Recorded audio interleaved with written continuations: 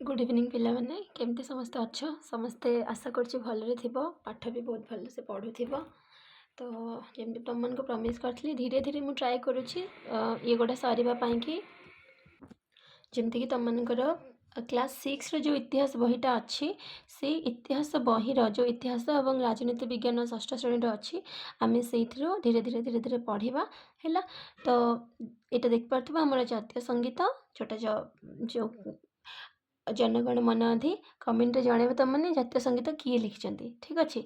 अच्छा तापर देख बहुत सारा चैप्टर अच्छे टोटाल तुम इतिहास ये 10टा चैप्टर अच्छी आउ नगर राजनीति विज्ञान 4टा। तो आम धीरे धीरे धीरे धीरे सब पढ़ा ता पूर्वर इतिहास बही पढ़ा पूर्व मुझे तुमको कहि भारत संविधान जो प्रस्तावना प्रियाम्बल टी रही तुम मैंने पढ़ पढ़ी सब बुझ कौन बुझिल मन रख ठीक अच्छे।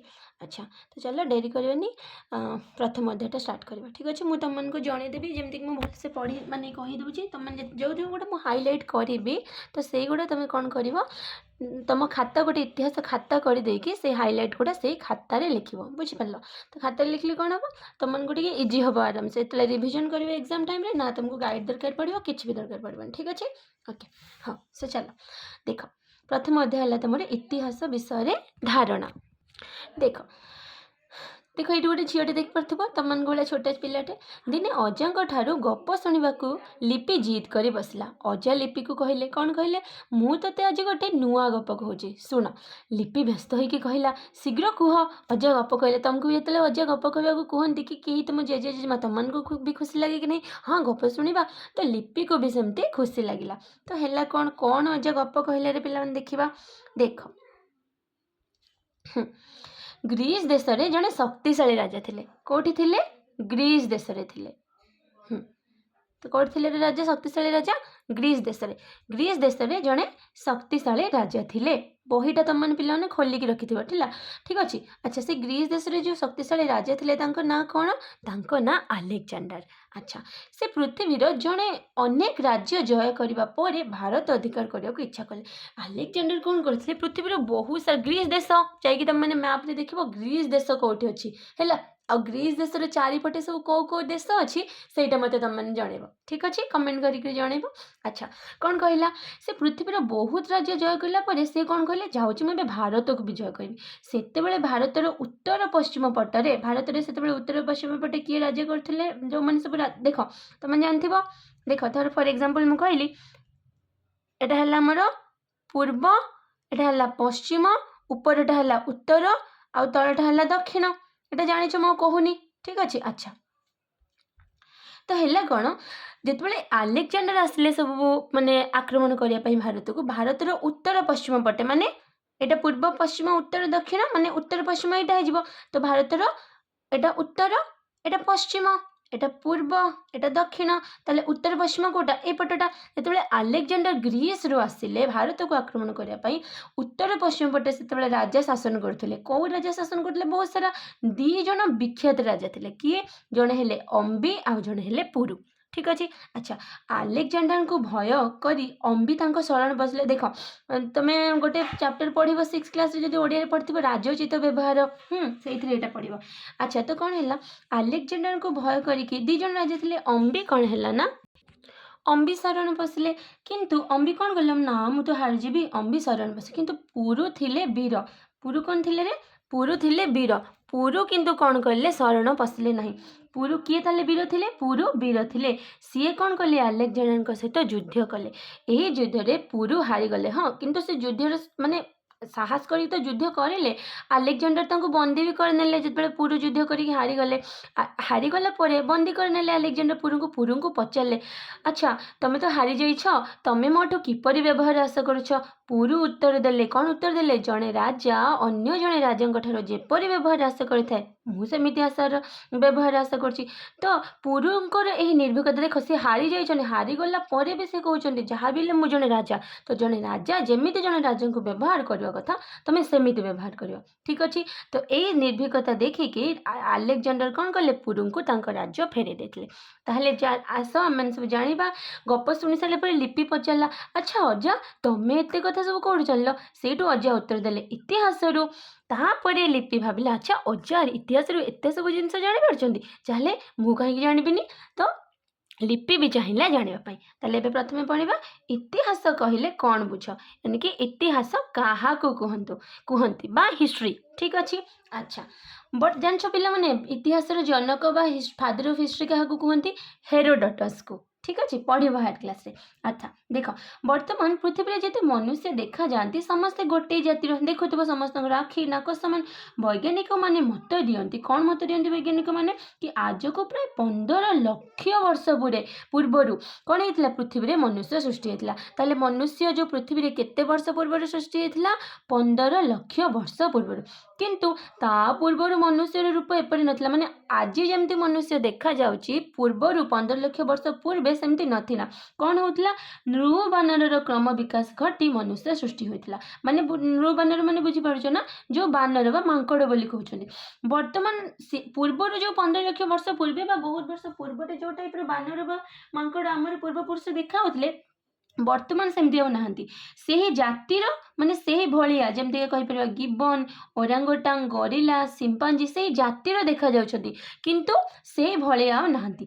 गरिलार देहर गठन भली मनुष्यर देहर गठन ताले आमर बॉडी जमती अच्छी सेमती गरिलार भी बॉडीर गठन सेमती यूट्यूब रे देखि तो बहुत सारा वीडियो रे आउ सिंपांजीर बुद्धि सहित मनुष्यर बुद्धि मेल खाइता ताले गरिलार देहर गठन आउ सिंपांजीर बुद्धि सहित मनुष्यर बुद्धि मेल खाइता ठीक अच्छे। अच्छा देख मनुष्यर सांस्कृतिक धारा अति प्राचीन सामाजिक रीतिनीति आउ अस्त्रशस्त्र तैयारी मनुष्य संस्कृतिर आरंभ होइछि बोली कहा जाए।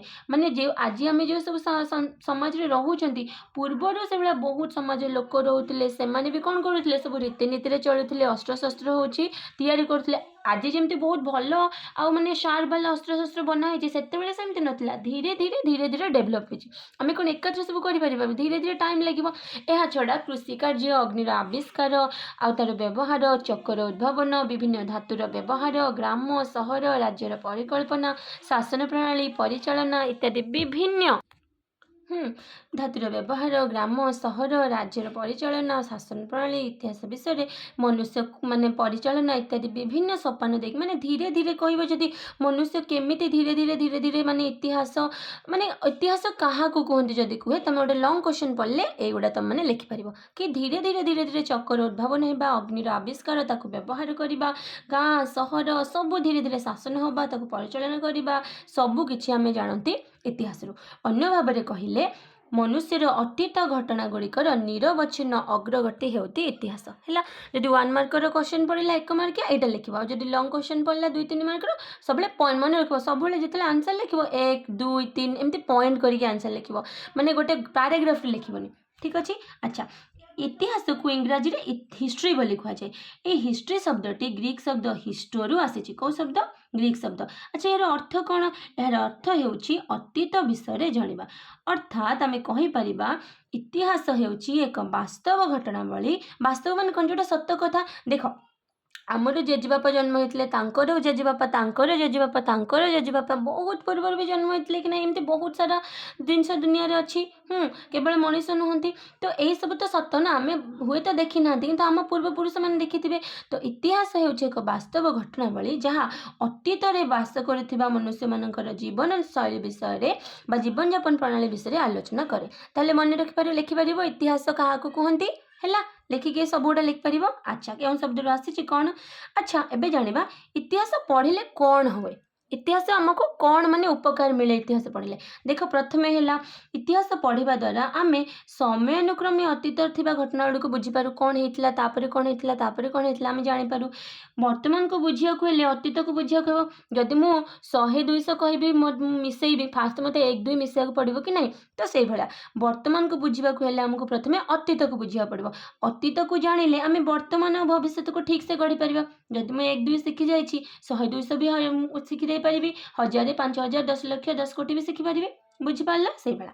अतीतर मनुष्य सुख शांति रही जो सब उपाय अवलंबन करुला से गुड़िक केतेक वर्तमान ଦରକାରୀ ହୋଇପାରେ। ଦେଖ ଫର୍ ଏକ୍ଜାମ୍ପଲ୍ ମୁଁ କହୁଛି ଯେଉଁ ଶିଳପୁଆରେ ଆମେ ବାଟୁଛନ୍ତି, ବହୁତ ପୁରୁଣା କାଳରେ ବି ଲୋକମାନେ ବାଟୁଥିଲେ, ଆଜି ବି ଗ୍ରାଇଣ୍ଡର ଆସିବା ପରେ ବି କରାହେଉଛି କି ହେଉନି? ସେଇଭଳିଆ ଅତୀତରେ ସେହି ଉପାୟମାନଙ୍କ ମଧ୍ୟରୁ ଦରକାରୀ ଗୁଡ଼ିକୁ ବାଛି ଗ୍ରହଣ କରିବାରେ ଇତିହାସ ପାଠ ସାହାଯ୍ୟ କରିଥାଏ। ଆମେ ସିନା ପଢ଼ିଲେ ଜାଣିବା।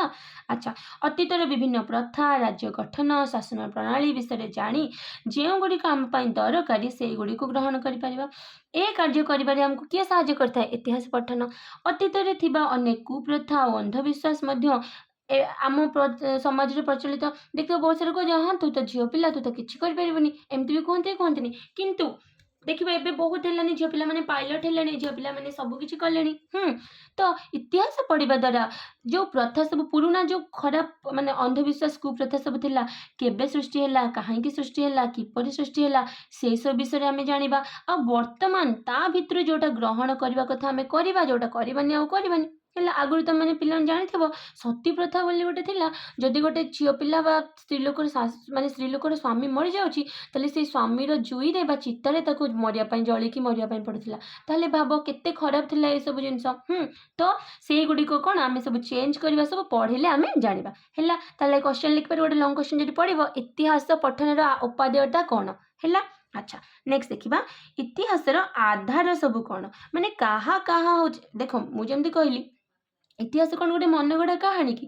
ଯେଉଁଟା ଅଲରେଡ଼ି ପାଷ୍ଟରେ ହେଇଛି, ମାନେ ଅତୀତରେ ଘଟିଛି, ସେଇଗୁଡ଼ା ଆମେ ଜାଣୁଛନ୍ତି ନା। ଆଚ୍ଛା, ଏହା ପ୍ରମାଣ କରାଯାଉଥିବା ତଥ୍ୟ ଉପରେ ଆଧାରିତ ଅନେକ ଗୁଡ଼ିଏ ପ୍ରାଚୀନ ଆଧାରରୁ ଆମେ ଇତିହାସ ସମ୍ପର୍କରେ ଜାଣିପାରୁ। ଏଇ ଯେଉଁ ଆଧାର ରହିଲା, ଇତିହାସର ଆଧାରକୁ ଦୁଇଟା ଭାଗରେ ବିଭକ୍ତ କରାଯାଇଛି। କ'ଣ? ଗୋଟେ ହେଲା ପ୍ରତ୍ନତାତ୍ତ୍ୱିକ ଆଧାର, ଆଉ ଗୋଟେ ହେଲା ସାହିତ୍ୟିକ ଆଧାର। ଠିକ୍ ଅଛି, ଏବେ ଆମେ ଧୀରେ ଧୀରେ ଜାଣିବା ପ୍ରତ୍ନତାତ୍ତ୍ୱିକ ଆଧାର କ'ଣ ଆଉ ସାହିତ୍ୟିକ ଆଧାର କ'ଣ। ପ୍ରଥମେ ଦେଖ ପ୍ରତ୍ନତାତ୍ତ୍ୱିକ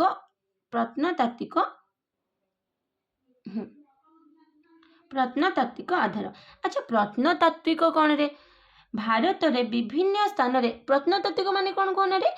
ଯେଉଁ ଆର୍କିଓଲୋଜିକାଲ ବୋଲି, ଏଟାକୁ ଇଂଲିଶରେ କ'ଣ କୁହନ୍ତି ମୁଁ କହିଦେଉଛି, ବଡ଼ କ୍ଲାସରେ ଯେଉଁ ଜାଣିପାରିବ। ଏକୁ କୁହନ୍ତି ଆର୍କିଓଲୋଜିକାଲ ସୋର୍ସେସ୍। ARCHEOLOGICAL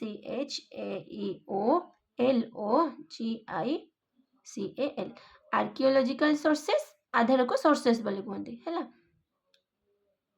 sources. ଆଉ ସାହିତ୍ୟିକଟା ହେଲା ଆମର ଲିଟେରାରୀ ସୋର୍ସେସ୍, LITERARY।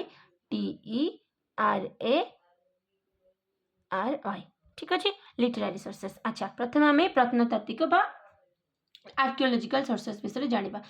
ଭାରତର ବିଭିନ୍ନ ସ୍ଥାନରେ ମାଟି ତଳେ, ମାଟି ଉପରେ ବିଭିନ୍ନ ଯୁଗର ବହୁବିଧ ଐତିହାସିକ ବସ୍ତୁ ଆଉ ଅବଶେଷ ଦେଖିବାକୁ ମିଳେ। ଦେଖିଥିବ ନ୍ୟୁଜ୍ରେ ଯଦି ପଢ଼ୁଥିବ, ଆଜି ଏଇଟା ଖୋଳା ହେଇକି ମିଳିଛି, କଙ୍କାଳ ମିଳିଛି, ବହୁତ ସାରା ପୁରୁଣା ମାଠିଆ ମିଳିଛି, ଏମିତି ସବୁ ମିଳେ କି ନାହିଁ? ମିଳୁଛି ବି। ଆର୍କିଓଲୋଜିଷ୍ଟ ବା ଯେଉଁ ପ୍ରତ୍ନତାତ୍ତ୍ୱିକ ମାନେ, ତତ୍ତ୍ୱବିତ୍ ମାନେ ଖୋଳୁଛନ୍ତି, ସେଗୁଡ଼ିକ ପ୍ରାଚୀନ କାଳର ବିଭିନ୍ନ କାର୍ଯ୍ୟକଳାପ ଆଉ ଘଟଣାବଳୀ ଉପରେ ଆଲୋକପାତ କରେ। ଏହି ପ୍ରତ୍ନତାତ୍ତ୍ୱିକ ଆଧାର ଗୁଡ଼ିକ ମନେ ରଖ, এইটা ଦେଖ, ପ୍ରଥମେ ଆମେ ପଢ଼ିଲେ এই ଆଧାର ହେଲା ଦୁଇଟା ଭାଗରେ, ଗୋଟେ ପ୍ରତ୍ନତାତ୍ତ୍ୱିକ, ଗୋଟେ ସାହିତ୍ୟିକ। ପୁଣି ପ୍ରତ୍ନତାତ୍ତ୍ୱିକ ଆଧାରକୁ କ'ଣ କରାଯାଇଛି? ଚାରିଟା ଭାଗରେ ବିଭକ୍ତ କରାଯାଇଛି। କ'ଣ? ପ୍ରତ୍ନତାତ୍ତ୍ୱିକ ଆଧାର ହେଲା ଚାରି ପ୍ରକାରର। କ'ଣ? ଖୋଦିତ ଲେଖା ବା ଲିପି, ଦୁଇରେ ହେଲା କୀର୍ତ୍ତି ବା କୀର୍ତ୍ତି ଆଉ କଳାକୃତି, ନେକ୍ସଟ ତିନିରେ ହେଲା ଭୌତିକ ଅବଶେଷ ବା ମେଟେରିଆଲ ରିମାନ୍ସ, ଆଉ ନମ୍ବର 4ରେ ହେଲା ମୁଦ୍ରା। ଠିକ୍ ଅଛି, ତୁମେ କେମିତି ଲେଖିବ କହିଲେ ପିଲାମାନେ? ଏମିତି ଲେଖିବ।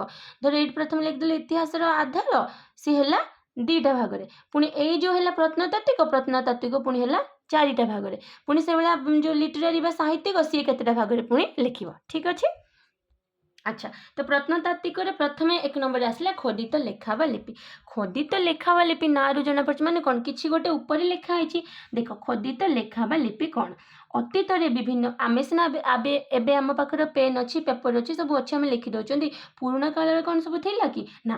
ତ ଅତୀତର ବିଭିନ୍ନ ଘଟଣା, କାର୍ଯ୍ୟକଳାପ, ଶାସନ ପ୍ରଣାଳୀ, ସାମାଜିକ ପ୍ରଥା, ପରମ୍ପରା, ଚଳଣି ଇତ୍ୟାଦି ମାଟିର ଟାଇଲ୍ ଓ ଇଟା, ତମ୍ବା ପଟ୍ଟା ବା ତାମ୍ର ଫଳକ, ପଶୁ ଚମଡ଼ା, ଲୁଗା, ସ୍ତମ୍ଭ, ମନ୍ଦିର କାନ୍ଥ, ପଥର, ଗଛର ପତ୍ର, ଛାଲ ତଥା ତାଳପତ୍ରରେ ସବୁ ଲେଖା ହେଉଥିଲା। କ୍ୱେଶ୍ଚନ୍ ଗୋଟେ ଏଇଠି ଲେଖା, ଦେଖ ମୁଁ ଏକଥା ତୁମମାନଙ୍କୁ ଡାକି ବି ଦେଉଛି, ତୁମେ ସେଇଠି ଲେଖିପାରିବ।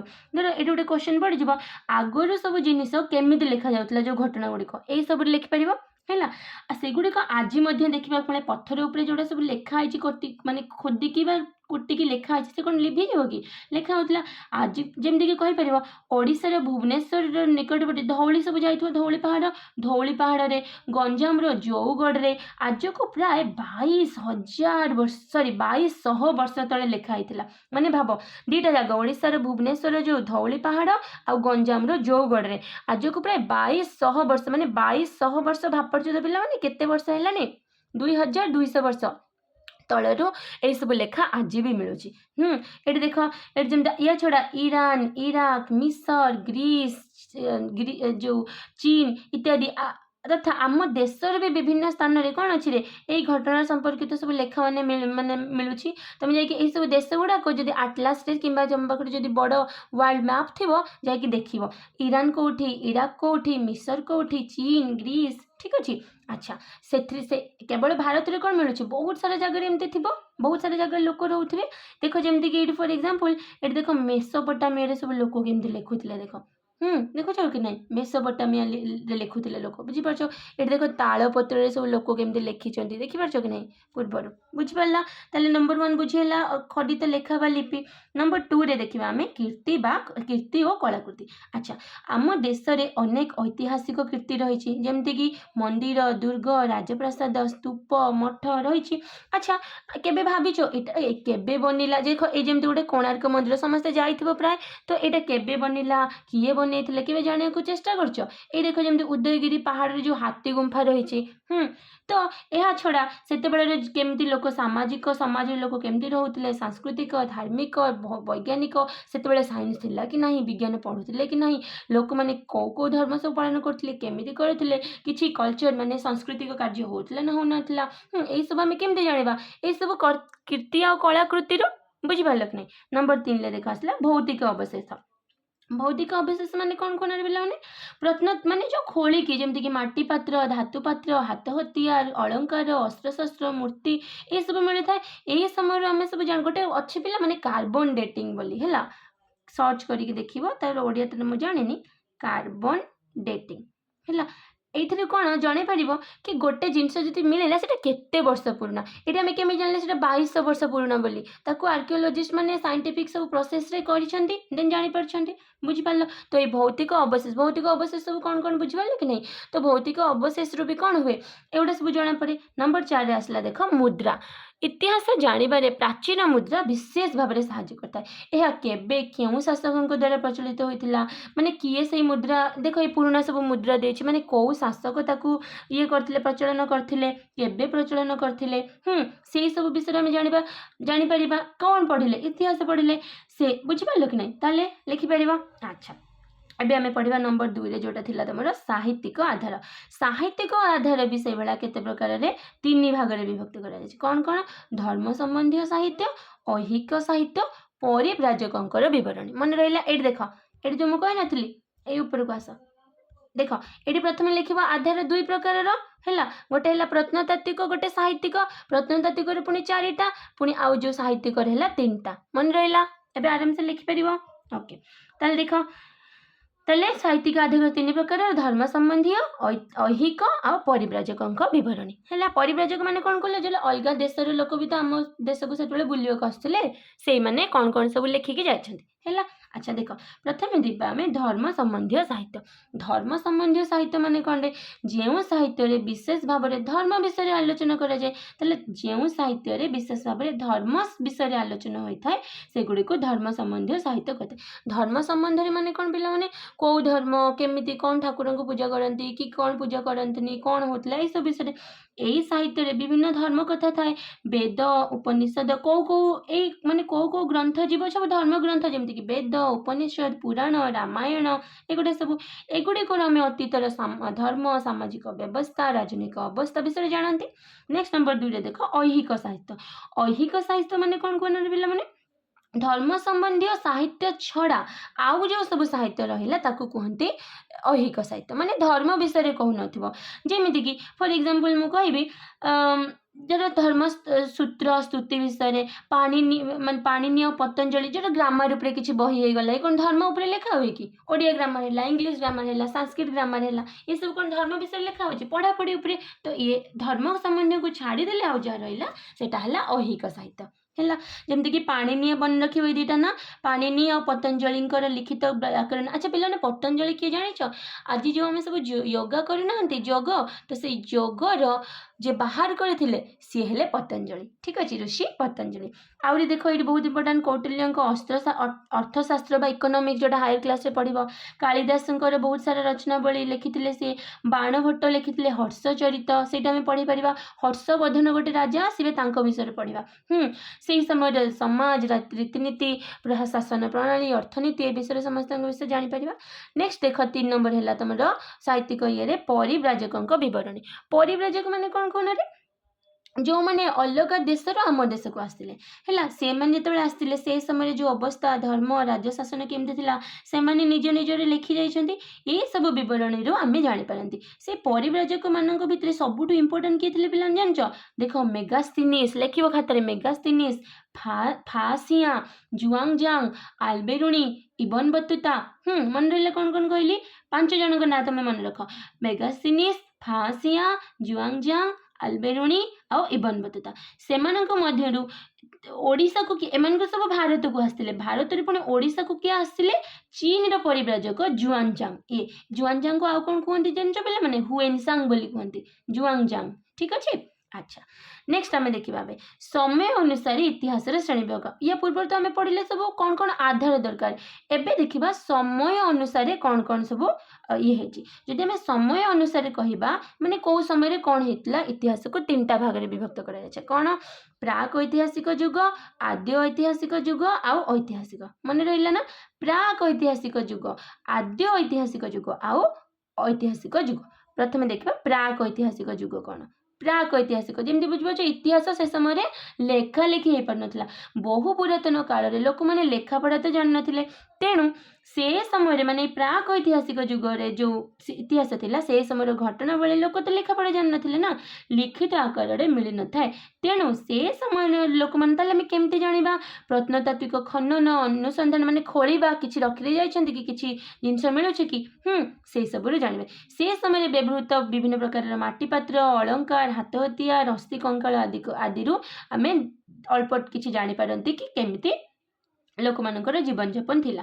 ସେ ସମୟରେ ଯେଉଁ ଲୋକମାନେ ରହୁଥିଲେ, ଗୁମ୍ଫାରେ ରହୁଥିଲେ, ବହୁତ ସାରା ଚିତ୍ର ବି ଆଙ୍କୁଥିଲେ। ସେଥିରୁ ଆମେ ଜାଣିପାରନ୍ତି କ'ଣ କି ସେଥିରେ, ମାନେ ସେ ସମୟରେ ବି ଚିତ୍ରକରମାନେ ଥିଲେ, କିନ୍ତୁ ସେମାନେ ଲେଖି ପଢ଼ି ଜାଣୁନଥିବେ। ଯାହା ତାଙ୍କର ମାନେ ମନରେ ଆସୁଥିବ ସେଇ ଅନୁସାରେ କରୁଥିବେ। ତ ଏଇ ପ୍ରକାର ଯୁଗକୁ କ'ଣ କୁହନ୍ତି? ପ୍ରାକ୍ ଐତିହାସିକ ଯୁଗ। ତାହେଲେ ପ୍ରାକ୍ ଐତିହାସିକ ବିଷୟରେ ଲେଖିପାରିବ କ'ଣ? ଲେଖାପଢ଼ା ଲୋକ ଜାଣିନଥିଲେ। ବିଭିନ୍ନ ପ୍ରକାର, ମାନେ କ'ଣ, କେମିତି ଜାଣିବା ଆମେ? ପ୍ରତ୍ନତାତ୍ତ୍ୱିକ ଖନନ ଆଉ ଯେଉଁ ଅନୁସନ୍ଧାନରେ। ଠିକ୍ ଅଛି। ନେକ୍ସଟ ଦେଖ ଆଦ୍ୟ ଐତିହାସିକ ଯୁଗ। ଆଚ୍ଛା, ଆଦ୍ୟ ଐତିହାସିକ ଯୁଗରେ କ'ଣ ହେଲା? ମନୁଷ୍ୟ ଏବେ ଲେଖାପଢ଼ା ଜାଣିଲା। ଠିକ୍ ଅଛି। ମନୁଷ୍ୟ ଲେଖାପଢ଼ା ଶିଖିଲା ପରେ ବିଭିନ୍ନ ଘଟଣାକୁ କ'ଣ କଲା? ନିଜ ଲେଖା ଦ୍ୱାରା ପ୍ରକାଶ କରିପାରିଲା। ତ ଯେତେବେଳେ ଲେଖା ଦ୍ୱାରା ନିଜ ଲେଖାକୁ ସେ, ମାନେ ଘଟଣାକୁ ସବୁ ପ୍ରକାଶ କଲା, ଏହାକୁ କୁହାଗଲା ଆଦ୍ୟ ଐତିହାସିକ। ମାନେ ଇତିହାସ ଲେଖିବାର ଆଦ୍ୟ, ମାନେ ଆରମ୍ଭ ହେଲା। ଏହି ଲେଖା ଗୁଡ଼ିକ ସୀମିତ ଏବଂ ସେଥିରୁ କେତେକ ଲେଖାକୁ ପଢ଼ିବା ସମ୍ଭବ ହୋଇପାରୁନି। ଏବେ ସିନା ଆମ ପାଖରେ ସବୁ ଲିପି ଆସିଗଲାଣି, ଏଟା ଏମିତି ଲେଖି ଦେଉଛନ୍ତି, ସେଟା ସେମିତି ଲେଖି ଦେଉଛନ୍ତି, କିନ୍ତୁ ସେତେବେଳେ ଲୋକମାନେ କ'ଣ ଲେଖିପାରୁଥିଲେ କି? ବୁଝିପାରୁଛ କି ନାହିଁ? ତ ଯେମିତି ବି ସେ ଅଳ୍ପ ବହୁତ ଲେଖିପାରୁଥିଲେ, ଆମେ ତାକୁ ପଢ଼ି ପାରୁନାହୁଁ, କିଛି ପଢ଼ି ହେଉନାହିଁ। ଠିକ୍ ଅଛି। ତେଣୁ ଏହି ସମୟରେ, ମାନେ ଏଇ ଆଦ୍ୟ ଐତିହାସିକ ଯୁଗରେ ବିଷୟରେ ଜାଣିବାକୁ ହେଲେ ଆମେ କ'ଣ କରିବା ପାଇବ? ଲେଖା ସହିତ ଖୋଳାଖୋଳି ଅନୁସନ୍ଧାନ ବି କରିବାକୁ ପଡ଼ିବ। ଯେମିତିକି ଫର୍ ଏକ୍ଜାମ୍ପଲ୍ ମୁଁ କହିବି, ସିନ୍ଧୁ ନଦୀ କୂଳରେ ଯେଉଁ ଗଢ଼ି ଉଠିଥିଲା ସଭ୍ୟତା, କ'ଣ ତା ନାଁ? ସିନ୍ଧୁ, ଇଣ୍ଡସ୍ ଭ୍ୟାଲି ସିଭିଲାଇଜେସନ୍, ଯେଉଁଟା ବା ସିନ୍ଧୁ ସଭ୍ୟତା। ଠିକ୍ ଅଛି। ନମ୍ବର 3ରେ ଦେଖ ଆସିଲା ତମର ଐତିହାସିକ ଯୁଗ, ମାନେ ପ୍ରାକ୍ ଐତିହାସିକ ଆଉ ଆଦ୍ୟ ଐତିହାସିକ ପରେ, ମାନେ ମନୁଷ୍ୟ ଏବେ ସବୁ କିଛି ପଢ଼ା ପଢ଼ି, ଲେଖା ଲେଖି ସବୁ ଜାଣିଗଲା। ଲେଖାରେ ଉନ୍ନତି ହେବା ପରେ ମନୁଷ୍ୟ କ'ଣ କଲା? ବିଭିନ୍ନ ଘଟଣାକୁ ପଥର, କାନ୍ଥ, ତାମ୍ର ଫଳକ, ତମ୍ବା ପଟା, ତାଳପତ୍ର, ମାଟିପାତ୍ର, ଦେଖିଛ ପିଲାମାନେ ଏସବୁରେ ଲେଖିଲା। ଜାତକ ଦେଖିଛ ନା ପିଲାମାନେ? ତାଳପତ୍ର ଲେଖାଯାଏ। ଏହି ଲେଖା ଗୁଡ଼ିକ ସେ ସମୟରେ କ'ଣ? ସେ ସମୟରେ ସମାଜ କେମିତି ଥିଲା, ଲୋକଙ୍କ ପାଖରେ କ'ଣ କ'ଣ ପଇସା ପତ୍ର ଥିଲା, କେମିତି ଥିଲା, କିଛି ମାନେ ନା ଫେଷ୍ଟିଭାଲ, ସେମାନେ ସାଂସ୍କୃତିକ କେମିତି କ'ଣ କିଛି କରୁଥିଲେ କି, ଏ ପ୍ରକାର ଯୁଗକୁ କୁହନ୍ତି ଐତିହାସିକ ଯୁଗ ହେଲା। କିନ୍ତୁ ଲେଖା ଗୁଡ଼ିକ ଅତି ପୁରୁଣା କାଳରେ ହୋଇଥିବାରୁ ଅନେକ ନଷ୍ଟ ବି ହେଇଯାଇଛି। ବହୁତ ପୁରୁଣା ନା, ଆମେ କ'ଣ ସବୁ ପାଉଛନ୍ତି କି? ବୁଝିପାରିଲ?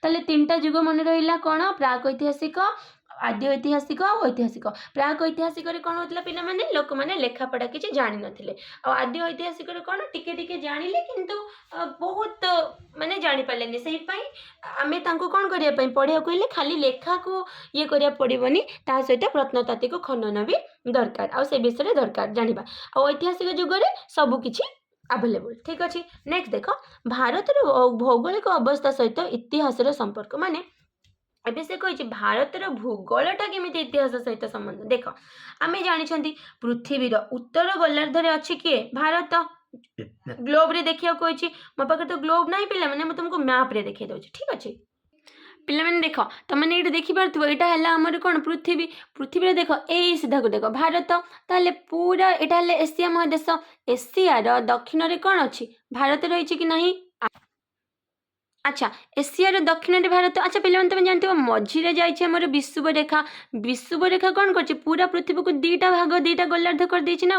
गोटे ऊपर उत्तर गोटे दक्षिण ताले भारत रोचे तुम उत्तर गोलार्धरे ठीक अच्छे ठीक अच्छे। अच्छा अच्छा भारत उत्तर गोलार्धर रही एशिया महादेशर दक्षिण उपकूल में कहली एशिया महादेशर दक्षिण में प्राय मझीरे अवस्थित ये ठीक अच्छे भारतर दक्षिण भाग को समुद्र घेरी रही कौ समुद्र किए कहीपर भारत महासागर आउपटे रहा तार कौन बंगोपसागर आउपटे रहा जो अरब सागर ठीक अच्छे। अच्छा जान पे तेणु यहाँ उपद्वीप बोली कहते उपद्वीप क्या कहते पे धर फर एग्जाम्पल जब मुझे यहाँ सिंपली भारत कहली जब दक्षिण एपटे अच्छे बंगोपसागर एपटे अच्छे अरब सागर ये रही आम भारत महासागर ताले देख एठी भी गोटे पानी एठी भी पानी एठी भी पानी तो ऊपर सब कौन रे आम भारत ऊपर कौन माटी वाला सब जगह ताले तीन भाग रे जदि जल भाग रहिला ताको आमे कौन कहिबा उपद्वीप तीन भाग जल आ गोटे भाग स्थल हेले ताको आमे उपद्वीप बोली कहंती ठीक अछि। तेणु भारतर दक्षिण भाग कौन कहिबा उपद्वीप आफ्रिका ऑस्ट्रेलिया और यूरोप ठारू भारतर प्राय समान रही देख जदि कहबा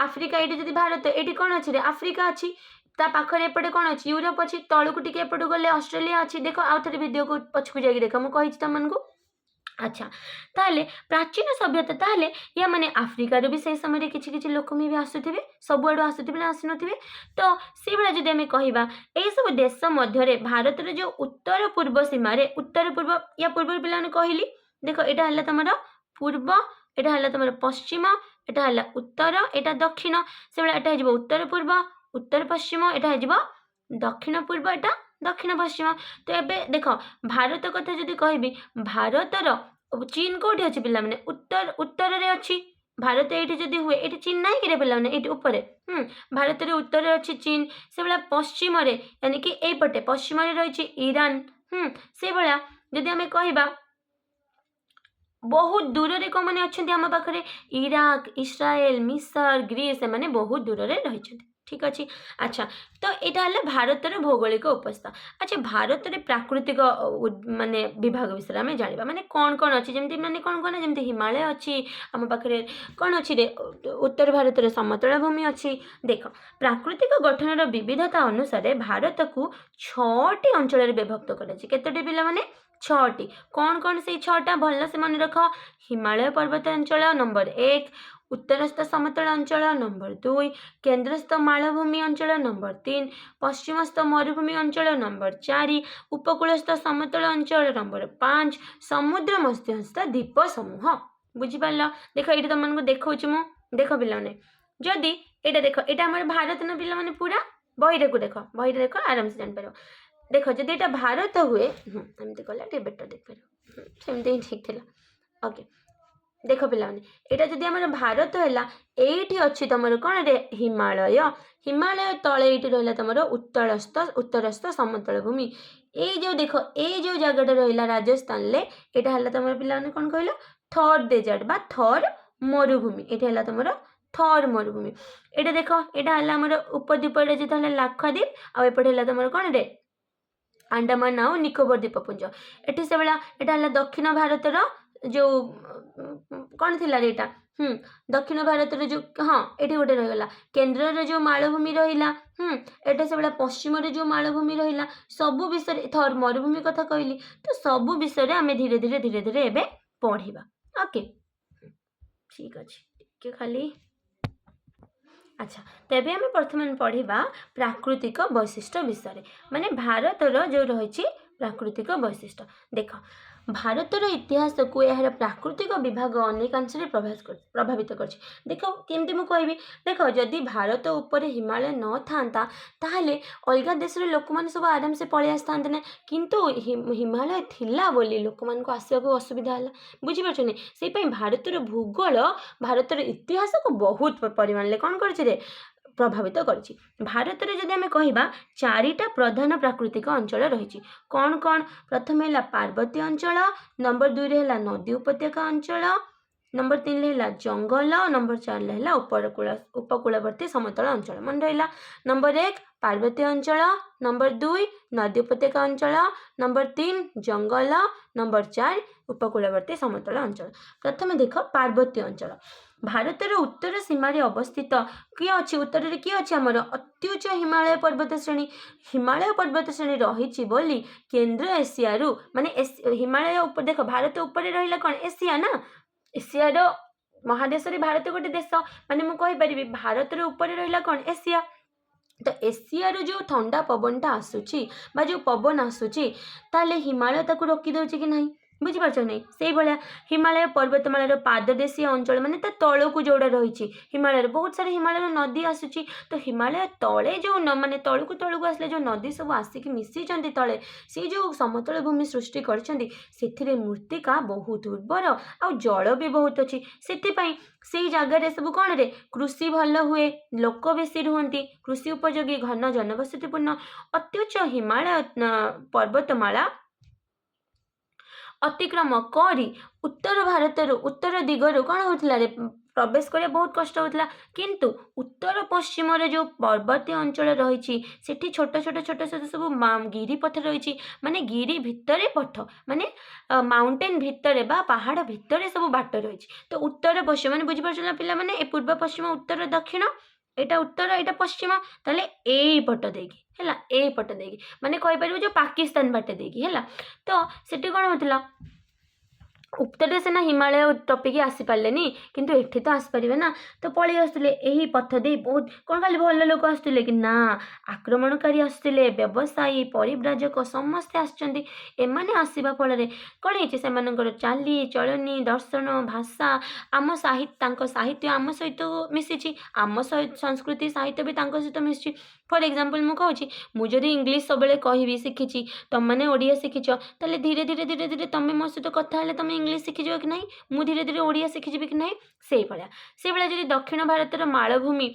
पूर्व पाखरे दक्षिण भारतर मालभूमि तार देख यहाँ है मोर भारत देख सिंपल जब करी देख यहाँ है भारतर दक्षिण पट दक्षिण भारत ये आम मझे रहा मालभूमिर यही पूर्व पटे रहा कौन रे पूर्व पर्वतमाला रही पूर्वघाट पर्वतमाला आ पश्चिम रही पश्चिम घाट पर्वतमाला बुझीपाल ना पिला माने पूर्व रही पूर्वघाट पर्वतमाला और पश्चिम पश्चिम घाट पर्वतमाला देख से कही तो पूर्व पार्श्व पूर्वघाट पर्वतमाला और पश्चिम घाटे पश्चिम घाट पर्वतमाला रही पश्चिम घाट पर्वतमाला भारतर मध्य भागर दक्षिण जाए प्रस्तुत माने बुझीपाल ना ये देख यहाँ है आमर एटा देख यहाँ है भारतर मध्य भाग यहाँ है कौन पूर्व जो पर्वतमाला रही पूर्वघाट पर्वतमाला एपटे से पश्चिम घाट पर्वतमाला ये जो पश्चिम घाट पर्वतमाला भारतर मझीरु पूरा मध्य भागरु दक्षिण जाए अवस्थित ठीक अच्छे नेक्स्ट चलो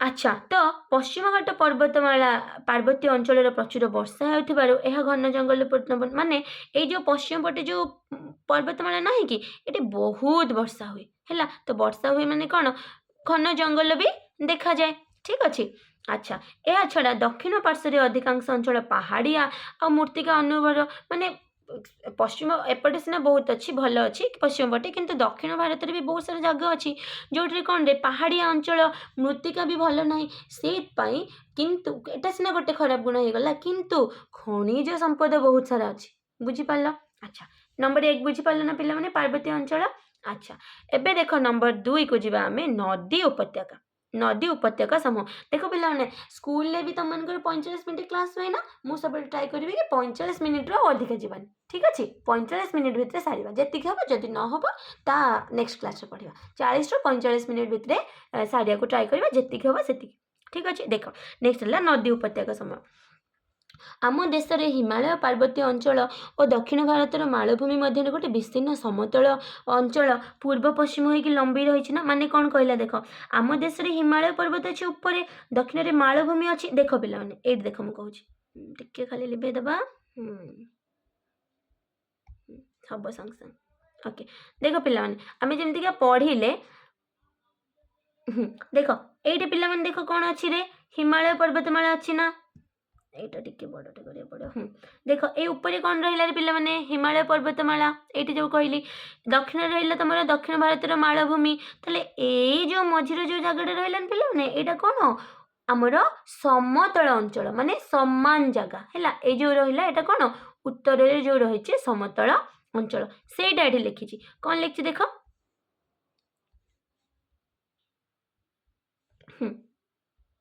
देख लिखी कि सिंधु तो उत्तर जो हिमालय और दक्षिण जो आम रहा पश्चिम घाट सॉरी दक्षिण आम जो रहा मालभूमि ता भितर रही आमर विस्तीर्ण समतल अंचल ठीक अच्छे है कि पूर्व पश्चिम होगी लंब होगी सृष्टि होती पूर्व पश्चिम लंब केमती बुझीपार पे कहली तुमको ए पूर्व पश्चिम ये देख यहाँ पूर्व पूर्वर पश्चिम आड़ को पूर्वर पश्चिम आड़ को लंबी ठीक अच्छे अच्छा कौ कौ नदी सब बाहरी देख सिंधु गंगा ब्रह्मपुत्र ये सब कौन चिरस्रोता नदी यानी कि देख ये सब जो सिंधु गंगा ब्रह्मपुत्र नुह ये सब कौटू बाहर कहले पे हिमालय बाहर हिमालय जेहेतु बाहरी ताहले कौन से हिमालय बरफ अच्छी तो बरफ सब बेले तरले वर्षा सब समय से नदी में सब बेले पानी थाए से जो नदी में सब बेले पानी थाए ताको चिरस्रोता नदी बोली कहते है आउ पटुमाटी थाए आ जान पे पटुमाटी सबुठ उर्वर माटी से जो उत्तर भारत जो समतल अंचल सी भी पूरा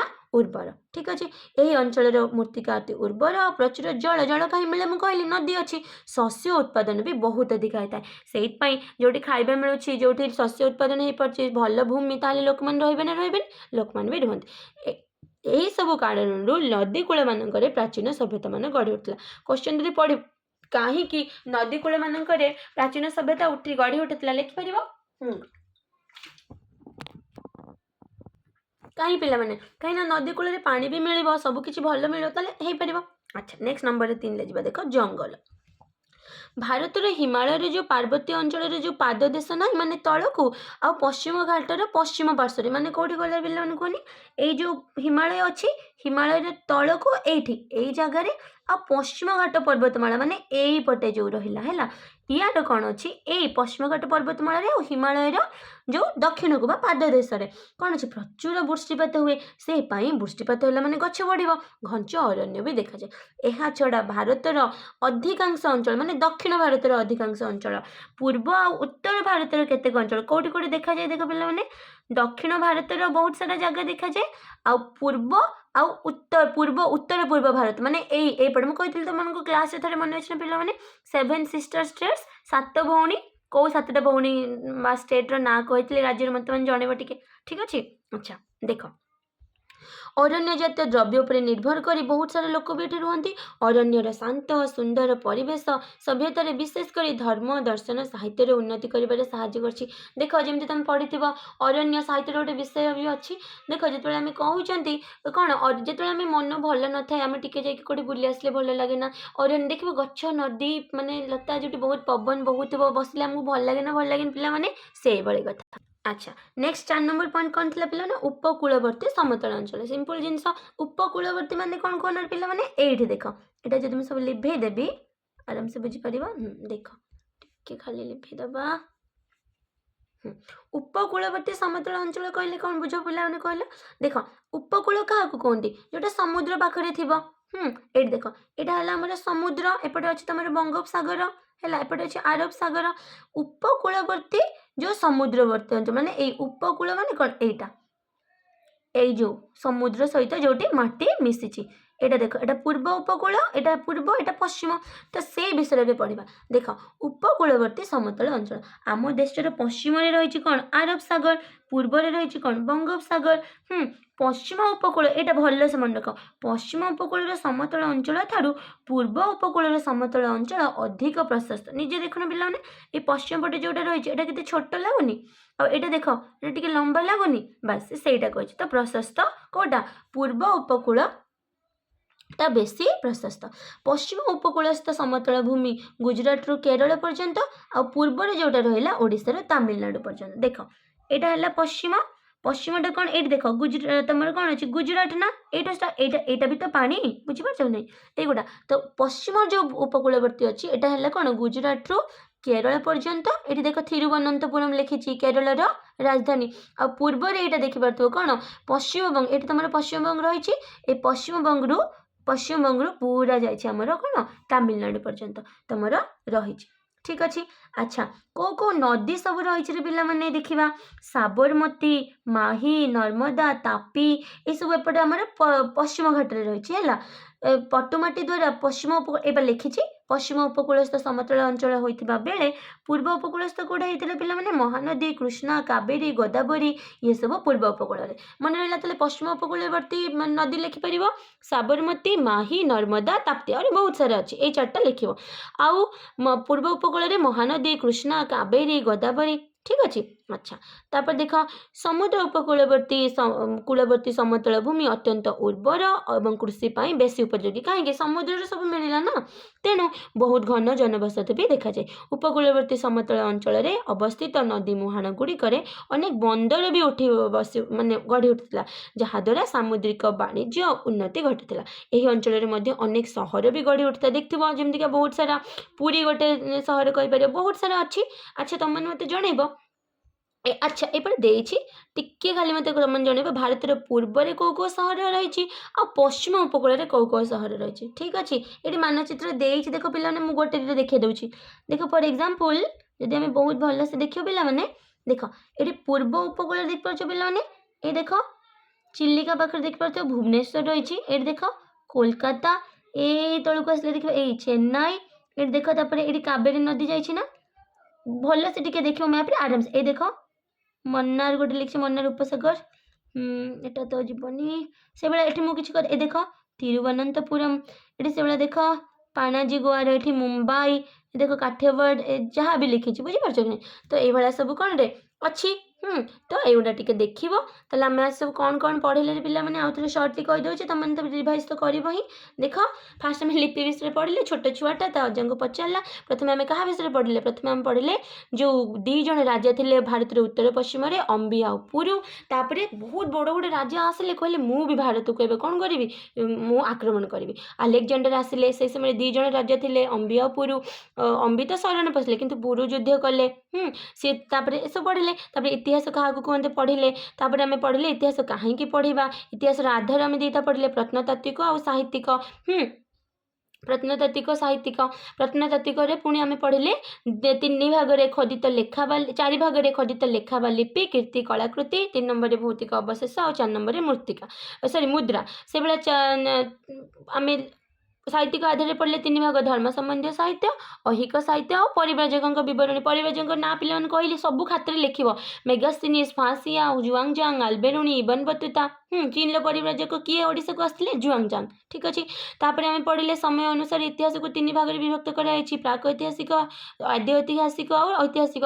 प्राक ऐतिहासिक किसी नाला माने लेखापढ़ा एत नाला किसी भी नाला से आमको खोला खोली कर सब जाना पड़ो आद्य ऐतिहासिक लेखापढ़ा भी आसला किंतु लेखापढ़ा सहित भी आमको दरकार खोला खोली आउ ऐतिहासिक जुगे सबकि तथापि लेखापढ़ा सब थिला तथापि बहुत पुराना जेहेतु रही भाव पिला इतिहास एत पुराना देखुच ऐतिहासिक जुगे प्राक ऐतिहासिक केते पुराना हो तापर आम पढ़ले प्राकृतिक विभाग विषय भारतर भौगोलिक अवस्था विषय तापर 4टा विषय पढ़ले पार्वतीय अंचल नदी उपत्यका अंचल जंगल और उपकूलवर्ती समतल अंचल ठीक अच्छे नेक्स्ट तापर लास्ट आम 4टा विषय पढ़ले नेक्स्ट तुम है क्वेश्चन आंसर ठीक अच्छे नेक्स्ट क्लास में क्वेश्चन आंसर डिस्कसन करदेवी तुमने क्वेश्चन आंसर जदि किसी भी डाउट हो मत पचार ठीक अच्छे ना question answer next class question answer करके आम द्वितीय अध्याय को जी सर्वप्राचीन समाज को। ठीक अच्छे सो थैंक यू पिलामाने जदि क्लास टी तुमको भल लगुव निहाती वीडियोटी को लाइक शेयर करने की कहबिनी तुमको भल लगुले तुम कर ठीक अच्छे आउ भल कहबी कि भल से मन दे पाठ पढ़